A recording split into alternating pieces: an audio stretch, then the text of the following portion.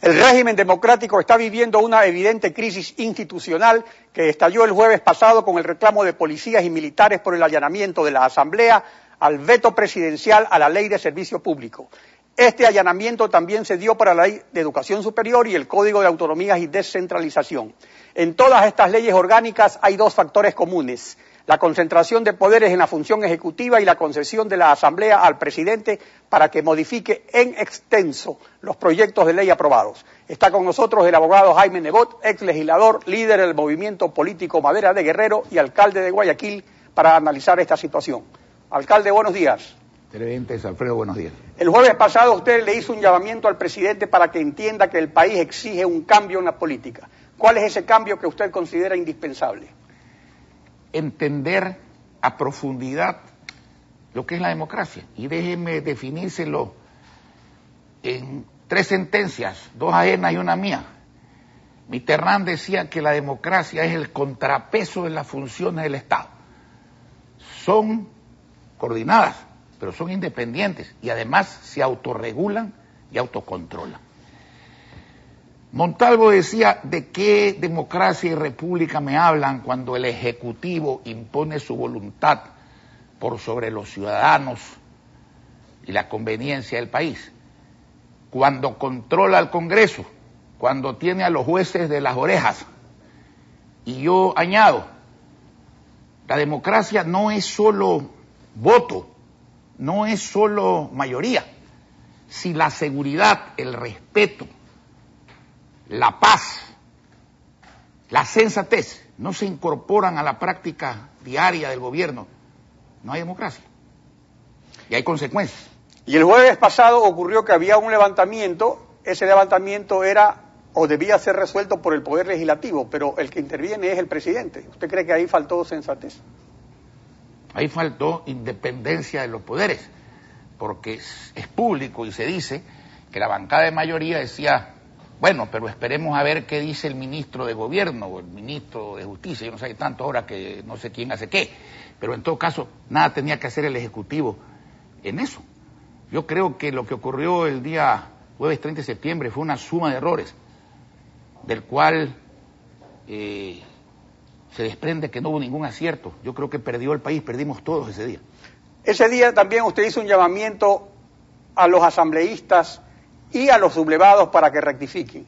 Pero el bloque de oposición, incluido Madera de Guerrero, hizo un llamado o una oferta para la amnistía. ¿No cree usted que fue prematuro en ese momento, cuando todavía era incierta la situación del presidente, haber hecho ese ofrecimiento de amnistía? ¿Esto no podría eventualmente involucrar un apoyo adicional a quienes en ese momento estaban sublevados? Primero déjeme decirle lo que yo pienso al respecto y luego la explicación que bondadosamente me han dado algunos de los legisladores que plantearon aquello.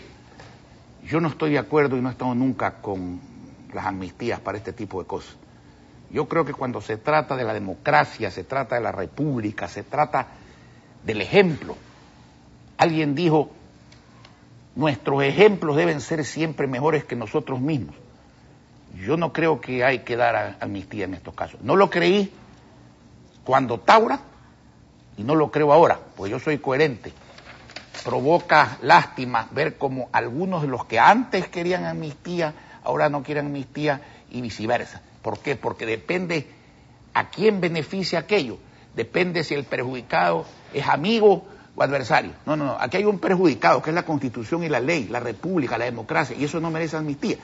¿Qué se me ha explicado? Que alrededor de las 2 de la tarde, cuando todavía los eventos no tomaban el giro trágico final que tomaron, en la Asamblea había un ambiente general, incluso de los propios gobiernistas, de que el asunto terminara bien, sin más problema que el grave que ya había ocurrido, y que incluso la escolta policial pidió aquello de la amnistía y todos acogieron aquel tema. Luego esas mismas personas entiendo que han tomado una postura, ya después de analizar las cosas y de que el tiempo pasó y los hechos se dieron, de no insistir en esa postura. Pero yo quiero empezar por ratificarle, o terminar por ratificarle lo que le dije hace unos minutos. Yo personalmente no creo en amnistía. Recuerdo que usted tampoco en hechos similares, porque estaba leyendo, porque es una cuestión muy parecida, a profundidad, libros escritos con motivo de Taure, y allí estaba un artículo suyo donde usted sostiene más o menos lo mismo. Es que usted es un país que vive en la amnistía perpetua. Ahora, entre los errores que se cometieron, resalta esto de que la Asamblea se declara prácticamente en feriado. Entonces la presidenta resuelve suspender una sesión que iba a haber, o sea, reanudar la sesión, porque no era necesario convocar una nueva. Ahora, ¿esto no cree usted que en ese momento, que todavía no había sido liberado el presidente, fue lo que volvió inevitable el violento operativo militar? ¿Usted cree que si se hubiera reunido la Asamblea, que si la Asamblea tomaba una decisión, no hubiera sido necesario ese operativo para que él salga de ahí? Mire, la Asamblea significa tan poco que yo creo que además de que debió cumplir con su deber y no lo cumplió. Si lo hubiera cumplido, no sé qué hubiera pasado. Yo creo que los errores graves fueron, primero, una sonada policial. Yo creo que los policías tenían razón en su planteamiento. Una ley les restaba derechos a los servidores públicos, a las Fuerzas Armadas y también a la policía, pero jamás un problema, por grave que sea, puede ser llevado a una situación como esa. Tratar de resolverlo con violencia, tratar de resolverlo al margen de la Constitución y la ley, no es dable. Creo que el presidente estuvo mal también. Yo creo que ya lo analizamos. Aquí se impone un cambio de estilo, un cambio de forma, un cambio de fondo, porque al ciudadano hay que oírlo, hay que entenderlo. No importa quién sea y cómo piense, no importa qué se decida después. Pero la mejor forma de oír al ciudadano no sería a través de una elección anticipada, porque hemos visto que el presidente insiste en su manera de ser. Usted estuvo junto a Febres Cordero cuando hubo lo de Taura, fue un golpe contra el presidente. Pero cuando un presidente es realmente humillado, ultrajado por la tropa, luego siente la necesidad de volver a imponer el principio de autoridad y se continúa en una línea dura. Y en este momento justamente... Bueno, esa es una discusión que puede ser política o filosófica entre usted y yo, porque el presidente, después de esgrimir eso como amenaza durante varias semanas, yo siempre dije que eso era más dirigido a su propio bloque, era decirle obedezcan o si no, en la próxima ustedes no van a estar. Pero ya lo ha descartado totalmente, de manera que no creo que eso vaya a ocurrir. Y continuando con los errores, yo creo que policía y gobierno se equivocan terriblemente cuando dejaron desprotegidos a los ciudadanos en manos del vandalismo, de la delincuencia. Y eso nos lleva a una meditación muy profunda. ¿Cuán hondo se ha desarrollado la delincuencia? Precisamente por falta de una política de Estado en materia de seguridad y por esas leyes vejatorias al sentido común de que, por ejemplo, por falta de un año de sentencia, en un año, salen libres miles y miles de asesinos, ladrones, violadores. Pero volviendo a los errores del pasado jueves, el asunto es que la situación de hecho virtualmente terminó en la noche con el rescate del presidente. Ya no había ningún motivo para que la Asamblea no se reúna, pero la Asamblea no se reúne ni viernes, ni sábado, ni domingo. El domingo a la medianoche vencía el plazo para que entre en vigor el veto presidencial. Pero si eso lo hacen... Pero ahí si eso lo hacen con normalidad, imagínense una situación de esa, fíjese ahora. Pero Madera Guerrero, la oposición, tampoco hizo acto de presencia para exigir en ese momento que se reanude la sesión. Madera Guerrero son 7 legisladores. Ahí la Asamblea es un apéndice del Poder Ejecutivo. La mayoría pero eso es algo penoso, pues si estamos hablando de eso, estamos hablando de que el golpe de Estado no es que se levante la tropa, sino que aquí haya una sumisión de una función independiente del Estado, que es el poder deliberante a otra Por función. eso le definí en palabras ajenas y propias lo que es la verdadera democracia. Pues. Si usted no tiene 3 funciones del Estado, ahora hay como 5, ¿no? Pero en el fondo hay una. Si usted no tiene 3, las tradicionales, ejecutiva, legislativa y judicial, que funcionen con respeto, coordinación, evidentemente el Estado uno, pero con absoluta independencia. Usted no tiene democracia, pues. Ahora, ¿qué va a ocurrir ahora mismo? Que se reúnen hoy para tratar el Código Orgánico de Planificación y Finanzas, que es otro proyecto de ley orgánica, en el mismo esquema de transferir a la función ejecutiva de manera extraconstitucional, por no decir inconstitucional, atribuciones que corresponden a otras funciones del Estado. Bueno, ese intento de código es terrible, pues. Primero, fomenta la irresponsabilidad en el gasto fiscal. Segundo, interviene gravemente en el sistema privado. Tercero, y respeta la autonomía municipal y el organismo seccional en una serie de cosas, desde el ordenamiento territorial hasta pretender concebir y semi-ejecutar el presupuesto de las entidades municipales. Yo lo digo con franqueza, si eso pasa, yo voy a hacer uso del derecho a la resistencia que está en la Constitución y no voy a acatar esas disposiciones.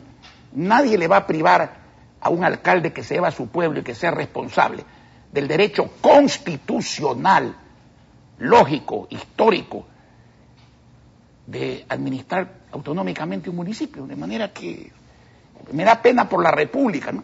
Pero usted sí ha mencionado esto. Esta es parte, vea usted qué están haciendo. Creo que quedan